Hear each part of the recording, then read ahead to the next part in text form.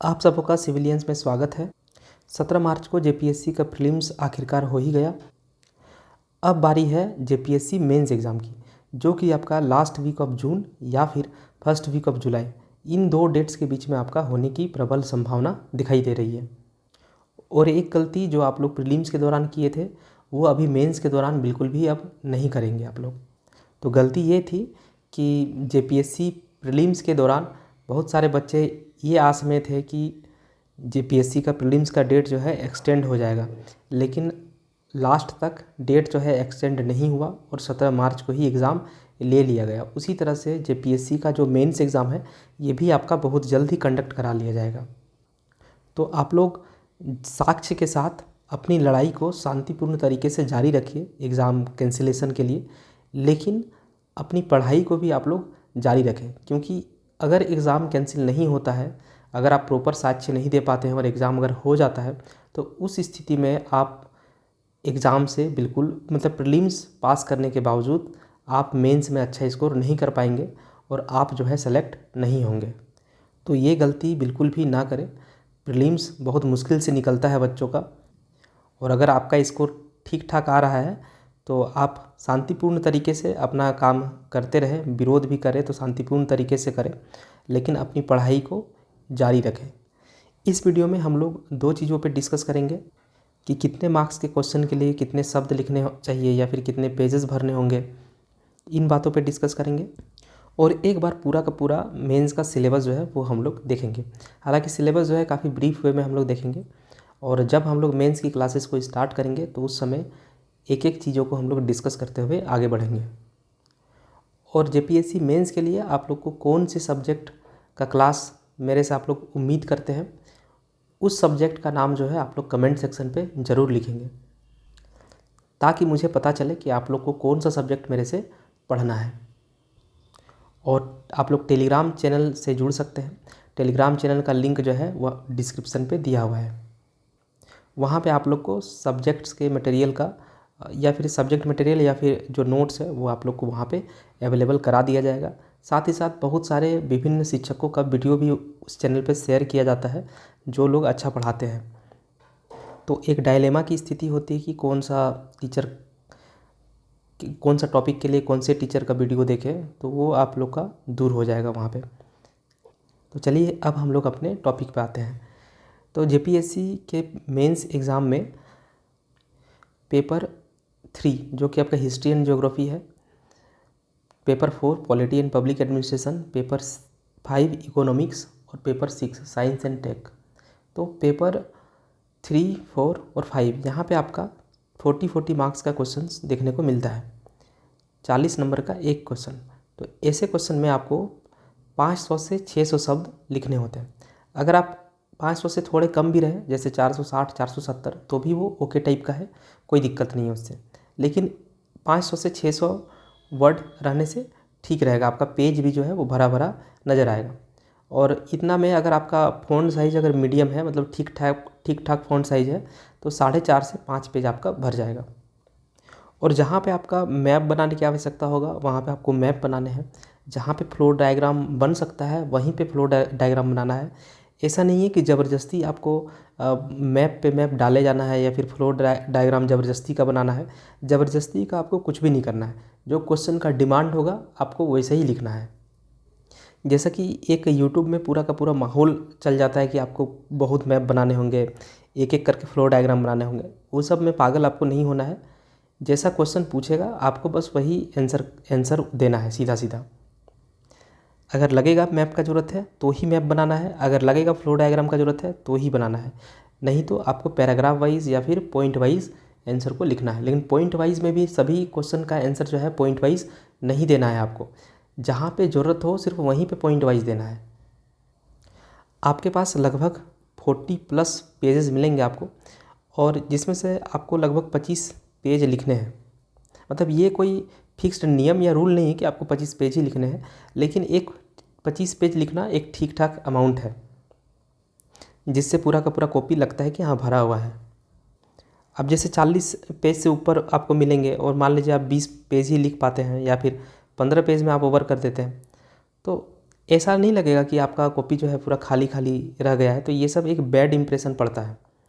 तो कोशिश करें अपने फ़ॉन्ट साइज़ को थोड़ा सा ठीक ठाक रखने का, ताकि 23, 24, 25 या 26 पेज जो है आपका भर सके।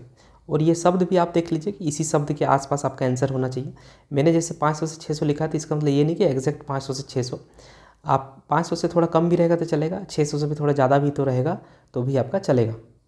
अब जैसे साइंस एंड टेक में आपका 32 मार्क्स का क्वेश्चन आता है, तो इसमें आपका 400 से 500 शब्द ही लिखना है। साइंस एंड टेक में आपका 5 क्वेश्चंस सॉल्व करने हैं आपको 32 नंबर के, जबकि paper 3 history and geography, paper 4 polity and public administration, paper 5 economics, यहाँ पे आपको 4 क्वेश्चन लिखने होते हैं और 4 क्वेश्चन 40-40 नंबर के होते हैं, तो वहाँ पे शब्द थोड़े ज़्यादा होंगे।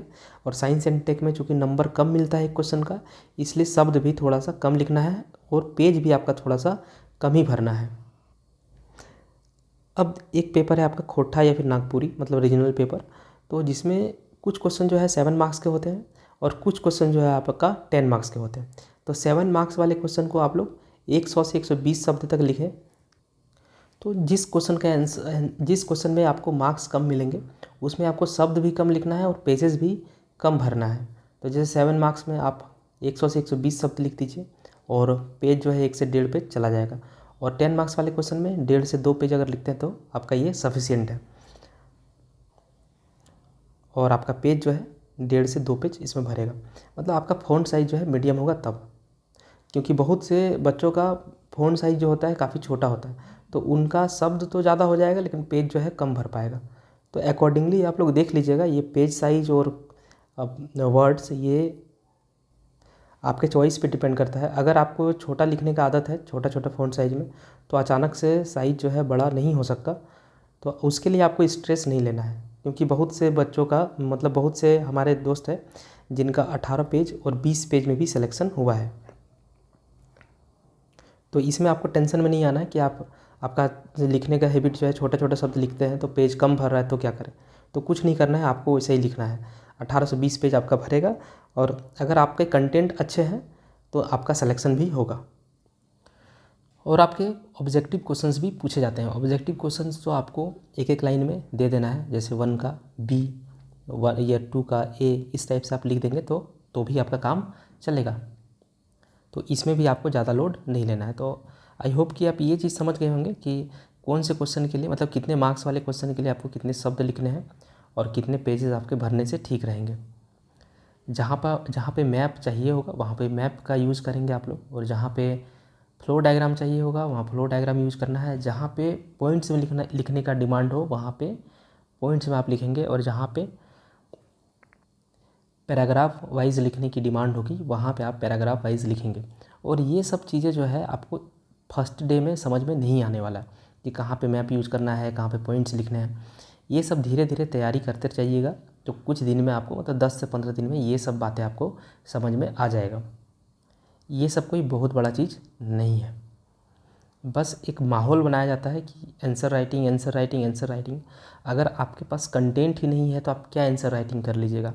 और आंसर राइटिंग आप करेंगे तो उसके लिए 6 मंथ का समय चाहिए कम से कम, तब आप प्रॉपर आंसर राइटिंग कर सकते हैं। और यहाँ तो आपको वैसा समय नहीं मिलने वाला है। तो जो लोग पहले से प्रिपेयर्ड है, या फिर जो लोग पहले से मेंस की तैयारी कर चुके हैं, उम्मीद करते हैं वो लोग तो मेरे वीडियो को देख नहीं रहे होंगे।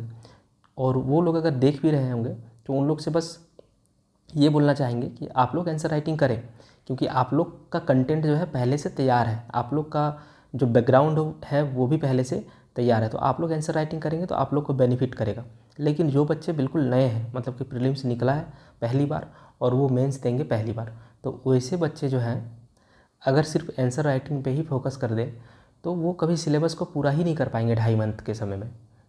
और यहाँ पे जेपीएससी का जिस प्रकार से क्वेश्चन पूछने का अंदाज है, यहाँ पे मुझे नहीं लगता कि आपको बहुत ज़्यादा आंसर लिखने में पारंगत हासिल करने की आवश्यकता है।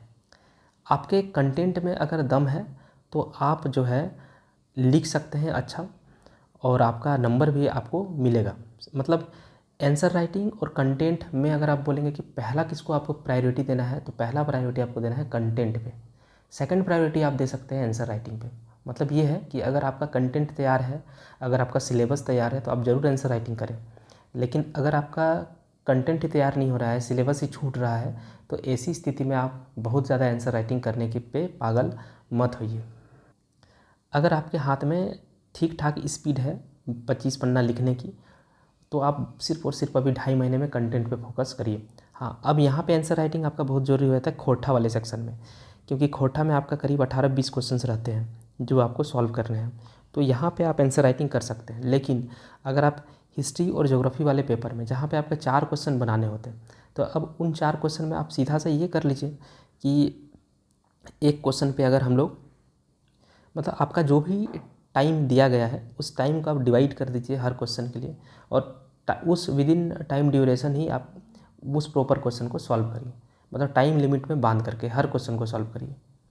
तो चूँकि यहाँ पे एक हिस्ट्री ज्योग्राफी मतलब पेपर 3, पेपर 4, पेपर 5, यहाँ पे आपका बहुत ज़्यादा क्वेश्चन आपको सॉल्व नहीं करने हैं। 4 क्वेश्चन है बड़े बड़े जिनको आपको सॉल्व करने हैं, तो वहाँ पे आप क्वेश्चन चुन के टाइम ड्यूरेशन सेट करके आप लिख सकते हैं। लेकिन खोटा में जहाँ पे बहुत सारे क्वेश्चन सॉल्व कर रहे हैं, तो यहाँ पे आपका मिस मैनेजमेंट हो सकता है टाइम का। तो इस पेपर के लिए आप आंसर राइटिंग ज़रूर करें। और बाकी आंसर राइटिंग के लिए और कंटेंट के लिए हम लोग सेकंड वीडियो में बात करेंगे। तो ये तो रहा आपका मार्क्स, आपका पेज और आपका थोड़ा बहुत आंसर राइटिंग। अब पेपर 1 क्या है, तो जनरल हिंदी और जनरल इंग्लिश है, जो कि आपका क्वालिफाइंग नेचर का है। इसमें आपको बहुत ज़्यादा नंबर लाने की आवश्यकता नहीं है, बस इसमें आपको पास करना है। अगर आप 10th और 12th के एग्ज़ाम में हिंदी और इंग्लिश में पास हो गए थे और पास हुए हैं तभी यहाँ तक पहुँचे हैं, तो अगर आप लोग वहाँ पे 60-70 नंबर पढ़ के लाए हैं, तो विश्वास करिए यहाँ पे भी ये पेपर ईजिली आपका निकल जाएगा। लेकिन अगर आपको फिर भी डर लगता है कि कैसे निकलेगा, तो आप 6th JPSC, 7th JPSC और बैकलॉग, ये 3 पेपर का ये पेपर 1 आप उठा करके देख लीजिए, और उसके बाद आपको समझ में आएगा कि इस पेपर को पढ़ना चाहिए या फिर नहीं पढ़ना चाहिए। आप देखेंगे तो आपको पता चलेगा कि इस पेपर को नहीं पढ़ने से ही अच्छा है, आप बिना पढ़े भी पास करेंगे इसको। और अगर फिर भी आपको डर लगता है तो फिर आप लोग कमेंट सेक्शन में बोलिएगा, कोई एक किताब सजेस्ट हम लोग कर देंगे। अब है पेपर 2 जिसमें लैंग्वेज और लिटरेचर, तो खोटा वाले को बेनिफिट मिलता है यहाँ पे। तो कोशिश करिए, अगर आपको हिंदी आता है और अगर नागपुरी, मैथिली या फिर यहाँ की कोई भी लोकल लैंग्वेज अगर आप समझ सकते हैं तो वो रख लीजिए। उत्तरी छोटा नागपुर वालों के लिए तो खोटा वरदान है, बिल्कुल खोटा तो रखना ही चाहिए यहाँ के लोगों को। खोटा में नंबर आने का 2-3 रीज़न है कि सिलेबस इसका छोटा है, इसका मानकीकरण नहीं हुआ है, जिसके कारण आप यहाँ पे आपका गलत नहीं होने वाला, आपका या तो ज़्यादा सही होगा या तो कम सही होगा, लेकिन एब्सोल्यूट गलत आपका नहीं हो सकता। क्योंकि चतरा में अलग तरह का खोटा बोला जाता है, धनबाद में अलग तरह का खोटा बोला जाता है, बोकारो में थोड़ा अलग तरह का खोटा बोला जाता है। तो आपका चौथा प्रकार का भी खोटा बोला गया तो भी आपको कोई ज़्यादा दिक्कत यहाँ पे नहीं होने वाला। मतलब यहाँ पे मानकीकरण नहीं हुआ है खोटा में, लिपि नहीं है खोटा का, तो जिसके कारण चीज़ें जो है बहुत ईजी हो जाता है। यहाँ पे 2 बुक है, गजाधर महतो और BN होदार का, तो इन दोनों बुक से आप लोग कर सकते हैं। पेपर 3 में हिस्ट्री एंड ज्योग्राफी ये दोनों कंबाइंड करके दिया गया है। हिस्ट्री से 100 मार्क्स और ज्योग्राफी से 100 मार्क्स रहेंगे। हिस्ट्री में आपके 10 क्वेश्चन MCQ रहेंगे जिसमें से 20 मार्क्स मिलेगा, और 10 क्वेश्चन जो है ज्योग्राफी के रहेंगे MCQ में, जिसमें 20 मार्क्स आपको मिलेगा। और इस तरह से बटा हुआ है प्राचीन भारत, मध्यकालीन भारत, आधुनिक भारत और झारखंड का इतिहास। तो ये 4 सेक्शन में बटा हुआ है, जिसमें प्राचीन भारत से 1 क्वेश्चन, मध्यकालीन भारत से 1 क्वेश्चन, आधुनिक भारत से 1 क्वेश्चन और झारखंड के इतिहास से 1 क्वेश्चन। तो यहाँ पे आपको झारखंड वाला पोर्शन हर पेपर में आपको सॉल्व करना है, ये आप मान के चलें। देखिए JPSC के मेंस के एग्ज़ाम में आपको अगर अच्छा नंबर लाना है तो कहीं ना कहीं ये चीज़ साइलेंट है कि आप यहाँ के रीजनल लैंग्वेज को रख लीजिए, और सेकंड चीज़ है झारखंड का क्वेश्चन को सॉल्व करें। इससे आपको बेनिफिट मिलेगा, क्योंकि इससे क्वेश्चन चेक करने वाले को ये पता चलता है कि आप जो है झारखंड के हैं, और कहीं ना कहीं एक सहानुभूति होता ही है, तो जिसका बेनिफिट आपको मिल सकता है। हालांकि ये कोई ज़रूरी नहीं कि बेनिफिट मिलेगा ही, क्योंकि मेरा बहुत सारा दोस्त है जो आपका झारखंड सेक्शन को नहीं भी किया था लेकिन उनका भी सिलेक्शन हुआ है। पेपर 4 में इंडियन कॉन्स्टिट्यूशन अच्छा यहाँ पे आपका जो पेपर 3 है, पेपर 3 में ज्योग्राफी वाला जो पोर्शन है वहाँ पे फिजिकल ज्योग्राफी मतलब भौतिक भूगोल, और यहाँ पे मानव भूगोल इंडिया का, भारत का खनिज संसाधन और झारखंड का भूगोल। तो ये सेक्शन 4 सेक्शन है। यहाँ पे भी आपका 4 क्वेश्चन पूछेगा। 4 में से आपको सिर्फ 2 ही क्वेश्चन बनाने हैं। यहाँ पे भी आपका 4 क्वेश्चन पूछेगा इतिहास में, लेकिन यहाँ पे भी आपको 2 क्वेश्चन बनाने हैं 4 में से। तो कोई भी आप 2 सेक्शन को बहुत स्ट्रॉन्ग करिए और बच गए जो 2 पोर्शन, वहाँ पे आप 10-10 इंपॉर्टेंट क्वेश्चन या फिर 15-15 इंपॉर्टेंट क्वेश्चन को करके जा सकते हैं। पेपर 4 जो है उसमें इंडियन कॉन्स्टिट्यूशन एंड पॉलिटी, और सेकंड नंबर सेक्शन जो है public administration and good governance. तो ये 2 सेक्शन में बटा हुआ होगा, जिसमें से यहाँ से आपका 10 MCQ और इससे आपका 10 MCQ पूछेगा। जिस तरह से आपका हिस्ट्री एंड ज्योग्राफी बटा हुआ था, तो सेम यहाँ पे पॉलिटी एंड पब्लिक एडमिनिस्ट्रेशन बटा हुआ है। और इससे आपका 4 क्वेश्चन और इससे आपका 4 क्वेश्चन पूछा जाएगा, जिसमें से आपको 2-2 सॉल्व करना होता है। लेकिन 7th JPSC में ऐसा नहीं हुआ था। 7th JPSC में आपका 8 क्वेश्चन जो है पॉलिटी एंड पब्लिक एडमिनिस्ट्रेशन से मिला करके पूछ दिया गया था। तो जो लोग सिर्फ पॉलिटी भी पढ़े थे वो भी कवर कर सकते थे, या फिर जो लोग सिर्फ पब्लिक एडमिनिस्ट्रेशन पढ़े थे वो भी कवर कर सकते थे। तो ये चीज़ ऐसा हो सकता है कि कभी आपको सेक्शन वाइज बनाने बोल दिया जाए, या फिर कभी ऐसा हो सकता है कि मिक्स्ड करके दे दिया जाए, दे करके बोले कि ये 4 क्वेश्चन आप सॉल्व करें। मतलब 6th JPSC में क्या हुआ था, सेक्शन में बटा हुआ था। तो इससे 4 क्वेश्चन पूछा था, यहाँ से आपको 2 क्वेश्चन सॉल्व करने थे, और यहाँ से 4 क्वेश्चन था, यहाँ से आपको 2 क्वेश्चन सॉल्व करने थे। लेकिन 7th JPSC में ऐसा नहीं हुआ था। 7th JPSC में 8 क्वेश्चन इकट्ठा पूछ दिया, मतलब 1 से लेकर 8 तक, और इनमें से कोई भी 4 आपको सॉल्व करने थे। तो जिनका पॉलिटी स्ट्रॉन्ग था उन्होंने सिर्फ पॉलिटी का ही 4 क्वेश्चन चुन लिया, और जिनका पब्लिक एडमिनिस्ट्रेशन स्ट्रॉन्ग था उन्होंने सिर्फ पब्लिक एडमिनिस्ट्रेशन का ही 4 क्वेश्चन चुन लिया। तो ये चीज़ हो भी सकता है ऐसा, या फिर नहीं भी हो सकता है। तो आप पॉलिटी भी पढ़ना होगा और आपको पब्लिक एडमिनिस्ट्रेशन भी पढ़ना ही होगा। जिस तरह से पैटर्न आपका सिलेबस में दिखता है, एग्ज़ाम में वैसा पैटर्न नहीं फॉलो होता है, जनरली यही देखा गया है। तो जो सिलेबस में आपका मेंशन्ड है, जो टॉपिक, चुपचाप से वो टॉपिक आपको कर लेना है। पेपर 5 जो कि है इंडियन इकोनॉमिक्स, यहाँ पे भी आपका 4 सेक्शन है, और इन 4 सेक्शन से आपका यहाँ पे आएगा सेक्शन A का 2 क्वेश्चन, सेक्शन B से फिर 2 क्वेश्चन, सेक्शन C से फिर 2 क्वेश्चन, और सेक्शन D से फिर 2 क्वेश्चन। और इन्हीं दोनों में से आपको एक एक बनाने हैं। मतलब जैसे कि हिस्ट्री में आपका यहाँ पे 4 क्वेश्चन इकट्ठा मिलता था। प्राचीन भारत का 1 क्वेश्चन, मध्यकालीन का 1, आधुनिक भारत का 1 और झारखंड का 1। तो यहाँ पे 4 क्वेश्चन आपको इकट्ठा मिलता था, और कोई भी 2 क्वेश्चन आपको सॉल्व करने होते थे। लेकिन पेपर 5 में क्या है कि सेक्शन A से आपका 2 क्वेश्चन पूछेगा, और उन्हीं दोनों में से एक क्वेश्चन को आपको सॉल्व करना है। मतलब ये हुआ कि जैसे हिस्ट्री में आपका 4 सेक्शन था, 4 में से अगर आप 2 सेक्शन पढ़े हैं तो भी आपका कंप्लीट सॉल्व हो जाएगा।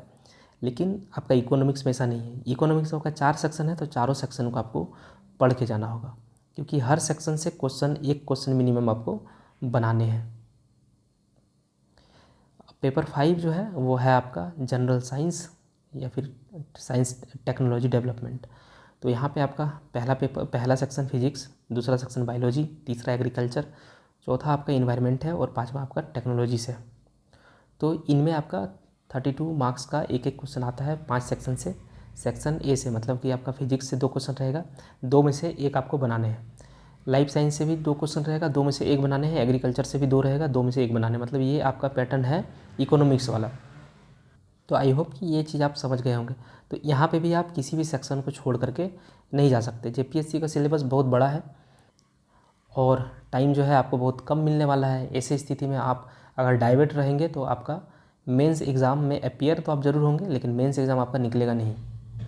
तो आप लोग जो भी कर रहे हैं आंदोलन वगैरह करें, लेकिन शांतिपूर्ण तरीके से करें और अपना पढ़ाई को जारी रखते हुए करें। नहीं तो वही आपका प्रीलिम्स वाला हाल हो जाएगा। ये एग्ज़ाम पोस्टपोन नहीं हुआ और एग्ज़ाम हो गया, तैयारी भी नहीं है, आपको अपियर भी होना पड़ा और आपका नंबर बहुत कम आने लगा। तो ये चीज़ मेंस में भी आपका हो सकता है।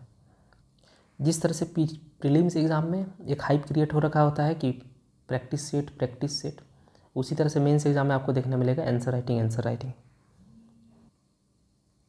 लेकिन आपको कंटेंट पे ज़्यादा फोकस करना है। जो स्पीड लिख सकते हैं और जो पेज भर सकते हैं, तो उनको आंसर राइटिंग की बहुत अलग से तैयारी नहीं करनी है, वो कंटेंट पे फोकस करें। लेकिन जिनका पेन नहीं भागता है या फिर जो ठीक ढंग से नहीं लिख पाते चीज़ों को, तो उनके लिए तो आंसर राइटिंग मस्ट है। तो जैसे बच्चे होंगे उनके लिए वैसा सजेशन होता है। कोई भी एक सजेशन जो है वो यूनिवर्सल नहीं होता कि आंसर राइटिंग जो है सबको करना ज़रूरी नहीं है, या फिर किसी किसी कंटेंट बहुत मजबूत होता है लेकिन वो लिख नहीं पाते लिखने के समय, तो उनको आंसर राइटिंग करने की बहुत आवश्यकता होती है। तो आप देखिए कि आप किस प्रकार के बच्चे हैं, मतलब आप किस प्रकार के स्टूडेंट हैं, आपकी रिक्वायरमेंट क्या है, और आप उसी चीज़ को करें। ऐसा नहीं है कि जैसे भीड़ जिस तरह से आगे बढ़ रहा है आपको भी उसी तरह से आगे बढ़ना है। तो उम्मीद है कि आप लोग समझ गए होंगे। और प्रीलिम्स के कटअप का जो एक्सपेक्टेड कटअप जो बताया गया था पिछले वीडियो में, उसमें आप लोग ±3 क्वेश्चंस ज़रूर कर लें। थोड़ा सा उतार चढ़ाव भी देखने को मिल सकता है।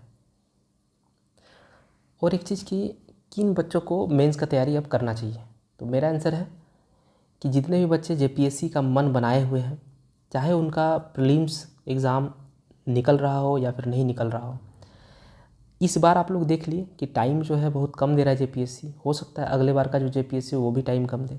तो ऐसी स्थिति में आप क्या करें कि जेपीएससी का पूरा सिलेबस एक बार कवर करके, उनका प्रॉपर नोट्स बना करके, उनको किताब से पढ़ करके इकट्ठा करके आप रखें, ताकि आपको अगर 2 महीने का भी समय मिले तो आप उसको प्रॉपर आप कभी भी तैयार कर सकते हैं।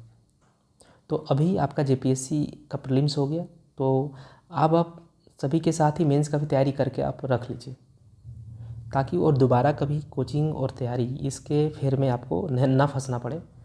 जब भी एग्ज़ाम डेट अनाउंस हो आप 1 से 2 महीना में खुद को प्रिपेयर कर सकें।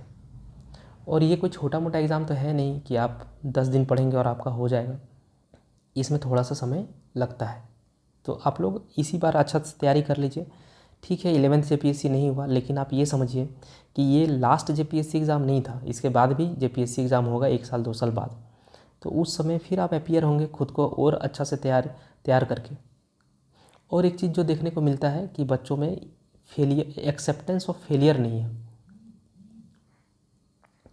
मतलब लोग जो है, बच्चे जो है, ये चीज़ बहुत सारे बच्चे जो है इस चीज़ को एक्सेप्ट नहीं कर पाते कि वो फेल हो रहे हैं एग्ज़ाम में। लेकिन आपको ये चीज़ भी एक्सेप्ट करना है, तभी आप जो है खुद को एनालिसिस कर सकेंगे कि किन चीज़ों में आपकी गलती रह गई थी जिसके वजह से आप इस पर्टिकुलर एग्ज़ाम में फेल हो रहे हैं। और फिर उन फील्ड्स पे आपको प्रॉपर काम करने होंगे बचे कुछ ही दिनों में, ताकि नेक्स्ट बार जब भी आप एग्ज़ाम में अपीयर हो तो आपका परफॉर्मेंस जो है काफ़ी अच्छा रहे और आप सेलेक्ट हो। लेकिन ज़्यादातर बच्चे जो है देखा गया ये चीज़ कि बनाते हैं 100, उनका सॉल्व हो रहा है 120 क्वेश्चन सही हो रहा है, लेकिन वो जो है खुद को अच्छा दिखाने के लिए सबके पास बोले जाता है कि 140 क्वेश्चन। ये मैंने खुद भी देखा है और इस बार भी काफ़ी बच्चे ऐसा करते हैं और ये हमेशा करते आए। तो अगर आप में एक्सेप्टेंस ऑफ फेलियर ही नहीं है तो आप अपने वीक जोन्स को फाइंड आउट नहीं करेंगे, और अगर आप अपने वीक जोन्स को फाइंड आउट नहीं करेंगे तो आप कभी मजबूत बन ही नहीं सकते, और जब तक आप मजबूत बनेंगे नहीं इस प्रकार का एग्ज़ाम आपका नहीं निकलेगा। तो ये जो चीज़ है एक्सेप्टेंस ऑफ फेलियर, ये बहुत बड़ा चीज़ है और ये चीज़ होना भी चाहिए। आप ज़रूरी नहीं कि हर बार जो है हर चीज़ में सफल होंगे, कभी न कभी आपको लाइफ में फेल भी होना पड़ेगा, और फेल होना कोई बुरी बात नहीं है। लेकिन फेलियर से अगर आप नहीं सीखते हैं कुछ तो ये बहुत ही बुरी बात है। तो चलिए आप लोग बता दीजिएगा कि आप लोग को कौन से सब्जेक्ट मेरे से पढ़ना है, और फिर हम लोग उस सब्जेक्ट्स को धीरे धीरे स्टार्ट करेंगे और समय रहते ख़त्म करेंगे। हम तो सोचे थे कि लगभग सब्जेक्ट्स को कवर कर दिया जाए, लेकिन इलेक्शन ड्यूटी में मेरा नाम होने के कारण थोड़ा सा शेड्यूल जो है बिजी चलेगा मेरा, लेकिन फिर भी हम कोशिश करेंगे 1 से 2-3 सब्जेक्ट कवर करने का। तो आप लोग बताइएगा कौन सा सब्जेक्ट पढ़ना है, सबसे पहले वही स्टार्ट करेंगे। ठीक है, मिलते हैं नेक्स्ट वीडियो में, तब तक के लिए धन्यवाद।